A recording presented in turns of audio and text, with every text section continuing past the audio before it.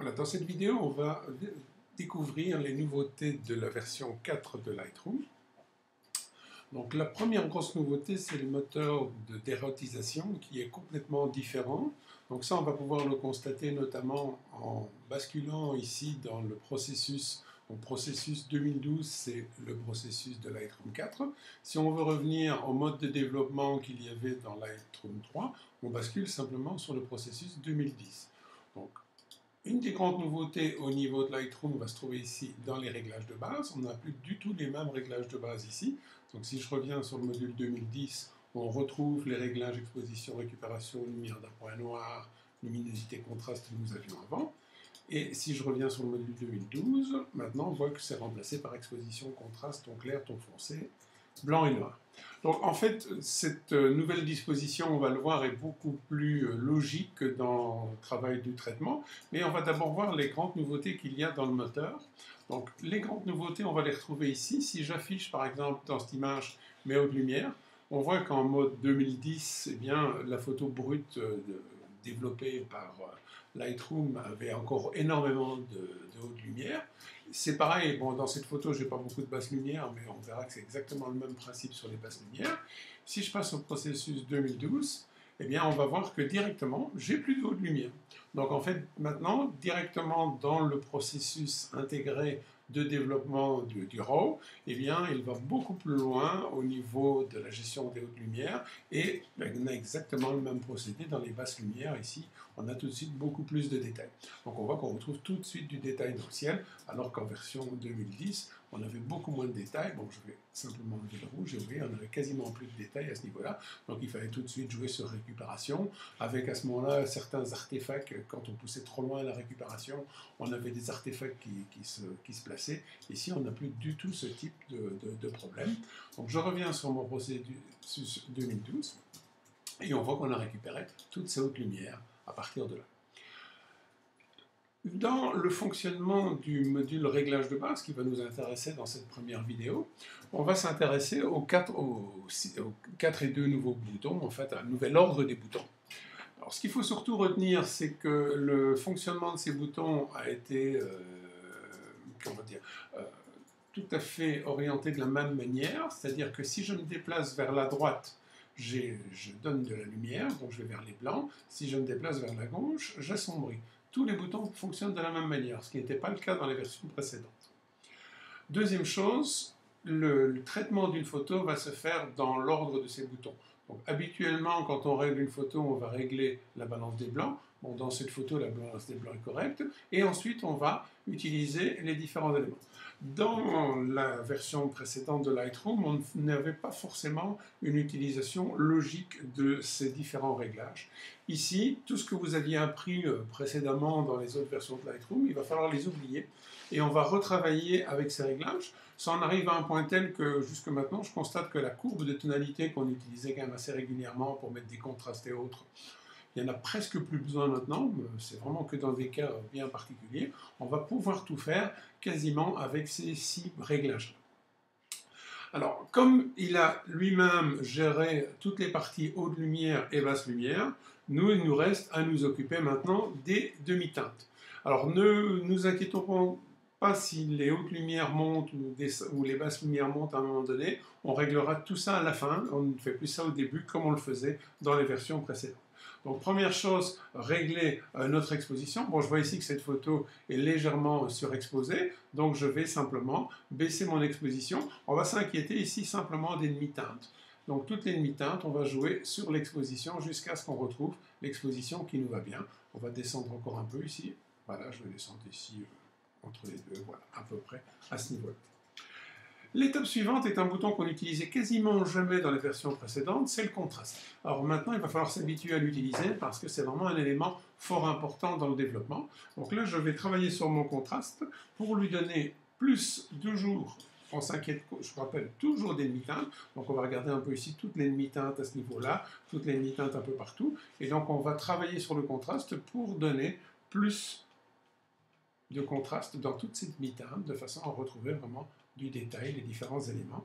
Donc si je regarde ici, on peut déjà avoir une idée. Si je prends Y pour comparer avant, après, eh bien, je vois déjà qu'il y a déjà un un énorme problème entre les deux. Dans le ciel, je retrouve déjà beaucoup de choses. Je retrouve ici beaucoup de détails dans la terre, à peu près partout.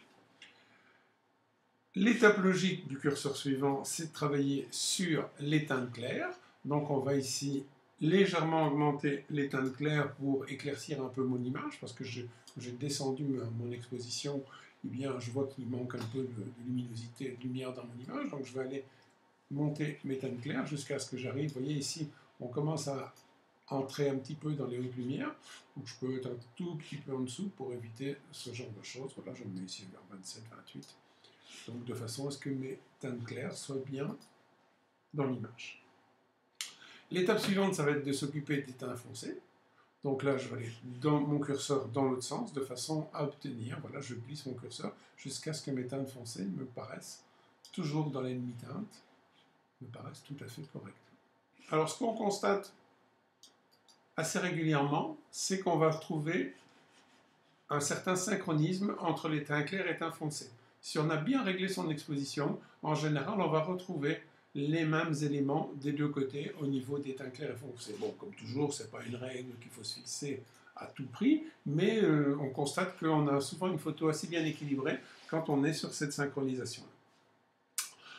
Ensuite, on va pouvoir ici enlever peut-être encore un tout petit peu des hautes lumières. Donc là, je vais utiliser les blancs et je vais les réduire légèrement, donc de façon à pouvoir éliminer simplement les derniers niveaux de blanc qui est un petit peu trop fort. Et ici, je vais quand même déboucher un petit peu mes noirs, parce que vous voyez là, et donc c'est la toute dernière étape, c'est d'augmenter les noirs de façon à déboucher mes noirs, pardon, pas les augmenter, donc diminuer mes noirs de façon à obtenir ici le détail que je n'avais pas avant. Donc, je peux de nouveau comparer avec ma photo originale, on voit qu'il y a déjà énormément de progrès. Là, on a déjà un produit qui est quasiment terminé. Bon, ce qu'on peut faire, c'est si on veut donner un petit peu plus de contraste dans les demi-teintes, eh bien, on peut augmenter ici la clarté. Donc, je vais augmenter la clarté jusqu'à ce que j'obtienne ici les contrastes qui me plaisent au niveau des demi-teintes. On voit qu'on fait monter un tout petit peu les hautes lumières, très légèrement. Donc, on va continuer quand même un peu. On les réglera simplement après.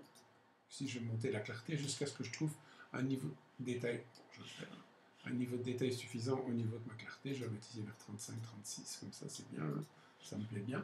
Et donc là, on va simplement baisser les blancs pour récupérer un peu les hautes lumières qui étaient montées par ce réglage.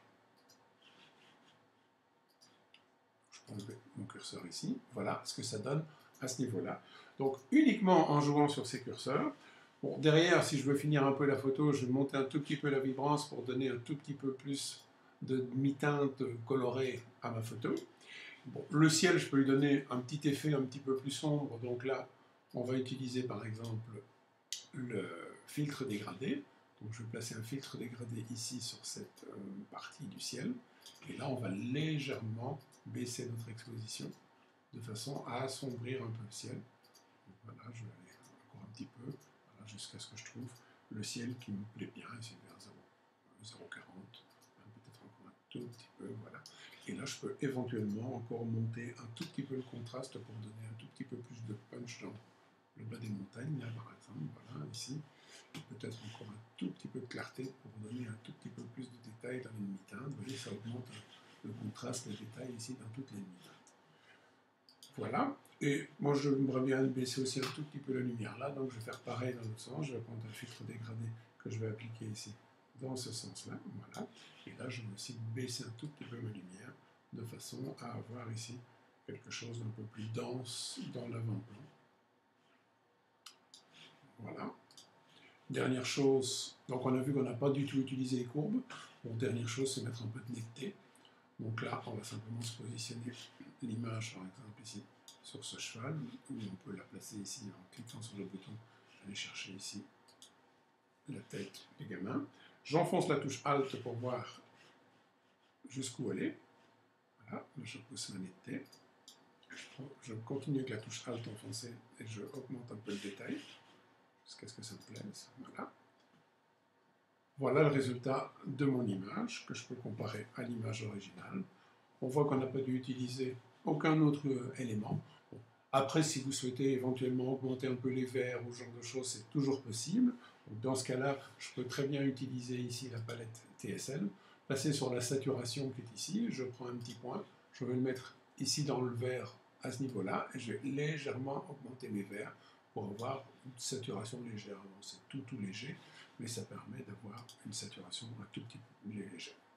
Donc voilà les premières nouveautés qu'on va retrouver avec le module de Lightroom, la version 4, les nouveaux réglages, surtout la partie qui permet d'érotiser les hautes lumières et les basses lumières. On voit tout ce qu'on a récupéré, on a là tous les nuages, alors qu'avant, on n'avait strictement rien dedans.